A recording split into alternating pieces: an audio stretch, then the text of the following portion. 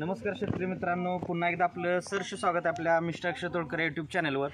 तर मित्रांनो, तुम्हाला माहीतच आहे आता ह्या आपल्या चॅनलवर आपली जी नर्सरी आहे कोल्हापूर जिल्ह्यातील शावड तालुक्यात मलकापूर या गावी जी आपली नर्सरी आहे 35 एकरात सर्वात जुनी सर्वात मोठी अशी आपली ही जी नर्सरी आहे त्या नर्सरीचे जे काय आपलं लोडिंग असतं, अनलोडिंग असेल किंवा बॅगिंग रिबॅगिंगचं नियोजन असेल हे सर्व आपण आपल्या ह्या चॅनलवर आपल्याला पाहायला मिळतंय आणि ते तुम्ही डेली पाहत असता, त्याला चांगला प्रतिसाद मिळत आहे, त्याबद्दल आपल्या सर्वांचे मनपूर्वक आभार।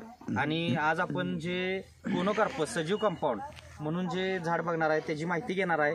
साईड बाय साईड आपण आपल्या नर्सरीची इतर माहिती सुद्धा घेणार आहे। तर आता जास्त वेळ न घालवता मित्रांनो, आता आपण पहिली गोष्ट हे बघू शकतोय, सर इकडे दाखवा, हे जे आहे आपलं ते कोनोकार्पस झाड आहे। कोनोकार्पस म्हणजे आपली एक निगडीचं झाड प्रकार असतो, त्या पद्धतीनं हे पान येतंय। थोडंसं इथं दाखवा, फोकस करा पान।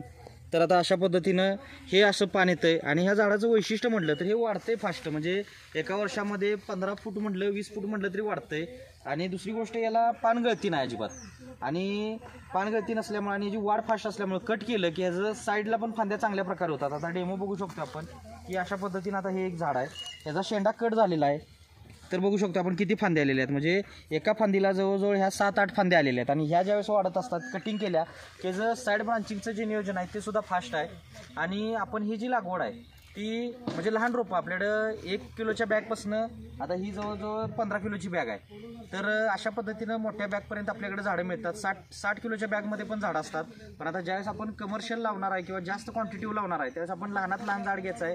जनरली आता आपण बघू शकतो इकडं की बार्शीला जी गाडीचं लोडिंग चालू आहे, आपण जाणार आहे परत तिकडं, तर ते जे नियोजन आहे तर ते लहान रोपं 8x10ची रोपं घेतलेले आहेत। तर त्या पद्धतीनं नियोजन असतं की लहानात लहान रोप घेऊन 1-1.5 फुटावर आपण ते झाड लावायचं आहे। झिगझॅग पद्धतीने लावलं तर आता हा जसा बेड दिसतोय त्या पद्धतीनं त्याचा पूर्णपणे बेड आणि सजीव कंपाऊंड होतंय। आता कसं असतं की कंपाऊंड म्हटलं तर आपण तार जाळी म्हणा किंवा इतर गोष्टींचं करत असतोय, तर तसं न करता ते लाईफ कमी राहते। आता झाडं लावली तर झाडांची लाईफ जास्त राहते आणि झाडांचं कॉस्टिंग पण कमी राहते। ॲज कम्पेअर आपण जर बघितलं तर झाडांचं कॉस्टिंग कमी राहते। आता मी आंबेजोगाई बीडमध्ये SP साहेब सावंत आहेत, त्यांचे मित्र चौधरी साहेब आपले जुने कस्टमर आहेत। आता SP साहेब आपले इथं कोल्हापूरमध्ये जेलर म्हणून आलेले आहेत कळंबा जेलला, तर आता त्यांना मी 3000 रोपं दिली होती। तर मित्रांनो, अशा पद्धतीनं त्यांनी कंपाऊंडला जे काही त्यांचा लाखाच्या पट्टीमध्ये खर्च येणार होता तो त्यांच्या 1000च्या पट्टीमध्ये खर्च आलेला आहे आणि चांगल्या प्रकारे त्यांचं हॉटेलचं कंपाऊंड झालेलं आहे। साहेबांचं हॉटेलचं नियोजन आहे आणि ते झालेलं आहे।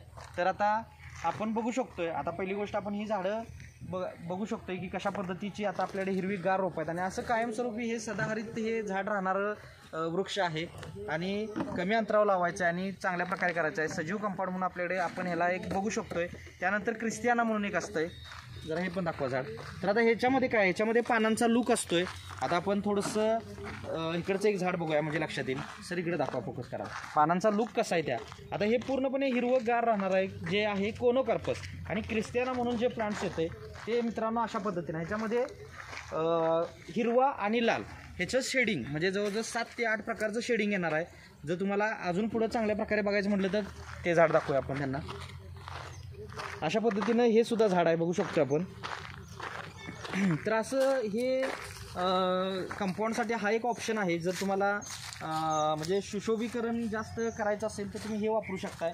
आणि जर तुम्हाला शोचा विषय जास्त नसेल, फक्त आपल्याला कमर्शियल म्हणजे की झाडाला आपल्या म्हणजे झाडं लावून आपल्याला फक्त त्याचं सिक्युरिटी बघायची आहे, तर तुम्ही कोनोकार्पस हा ऑप्शन घेऊ शकताय आणि त्या पद्धतीनं तुम्ही नियोजन करू शकता। आता ही झाडं मोठी पण वाढतात, पण आपल्याला जेवढ्या लेवलवर अंतरावर आपल्याला कटिंग पाहिजे किंवा जेवढी भिंत पाहिजे, आता मी बऱ्याच ठिकाणी दिलेलं आहे। आता आंबेजोगाईचं SP साहेबांचं एक नियोजन दिलं, त्यानंतर मी कराडमध्ये एका पार्टीला किंवा जवळजवळ 2-3 हॉटेलवाले आहेत त्यांना दिलेलं आहे, एका पार्टीला जास्त प्रमाणात दिलेलं आहे, बाकी किरकोळमध्ये दिलेलं आहे। तर मित्रांनो, आता पहिली गोष्ट, आता हे जे कोनोकार्पसचं झालेलं आहे, आता लोडिंग आपलं सासुऱ्याचं म्हणजे बार्शीसाठी चालू आहे ते सुद्धा आपण बघणार आहे।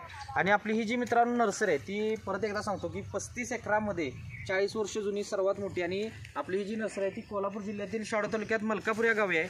आणि सर्व प्रकारची फळझाडं, फुलझाडं, शोची, जंगली, आयुर्वेदिक, मसाल्याची इत्यादी सर्व प्रकारची झाडं मिळतात।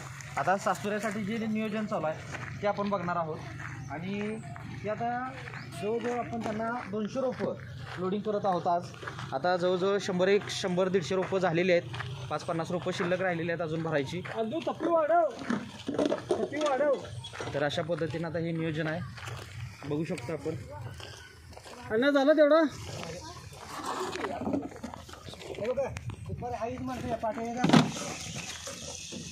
तर बघू शकतो मित्रांनो, अशा पद्धतीनं थप्पी लावलेली आहे आणि असे ही चांगली सिलेक्टेड रोपं भरलेली आहेत. आता ही गाडी आपली बार्शी, सोलापूर, त्यानंतर आपलं सांगोल्यापासून म्हणजे तासगाव, मिरजपासून म्हटलं तरी ऑर्डर ह्याच्यामध्ये आहेत. आता आपण ही रोपं बघितली, त्यानंतर आता दुसऱ्या साईजमध्ये बघू शकतो आपण. अशा पद्धतीने ही मोठ्या साईजमध्ये रोपं आहेत. तर मित्रांनो, हे अशा पद्धतीनं आपल्याकडं सर्व प्रकारची लहानापासून मोठ्यापर्यंत झाडं मिळतात. खात्रीशीर रोपं असतात, फ्री सल्ला मार्गदर्शन असते. फळझाडंसुद्धा आपल्याकडे खात्रीशीर मिळतात. नर्सरी शासन मान्यता आहे, अनुदानला बिल मिळतं आहे. तर अशा पद्धतीने हे नियोजन आहे. व्हिडिओ आवडल्यास मित्रांनो व्हिडिओला लाईक करा, इतर शेतकऱ्यांबरोबर शेअर करा, जेणेकरून त्यांचा खर्च वाचेल आणि सजीव कंपाऊंड त्यांना बनवता करता येईल अशा पद्धतीनं. आणि चॅनलवर नवीन असाल तर चॅनलला सबस्क्राईब करा, कारण डेली आपल्याकडे अशा माहितीपूर्ण शेतीविषयक माहिती जी आहे ती त्याच्या व्हिडिओ आपल्याला पाहायला मिळतात. माहितीपूर्ण व्हिडिओ हे आपण शेतकऱ्यांना समजण्यासाठी करत असतो. त्यातून आपला मार्केटिंग हा मुद्दा कवर होतच असतो आणि शेतकऱ्यांना पण माहिती मिळत असते. तर मित्रांनो, अशा पद्धतीनं हे नियोजन आहे. आणि सगळ्यात महत्त्वाचं, तुम्ही व्हिडिओ लास्टपर्यंत पाहिला त्याबद्दल तुमचे मनापासून आभार. आणि परत एकदा सांगतो, व्हिडिओ आवडल्यास व्हिडिओला लाईक, शेअर करा आणि चॅनलला सबस्क्राईब करा. मित्रांनो, जास्त वेळ न घालवता ह्या व्हिडिओमध्ये एवढंच. धन्यवाद. भेटू आपण नेक्स्ट व्हिडिओमध्ये. जय हिंद, जय महाराष्ट्र.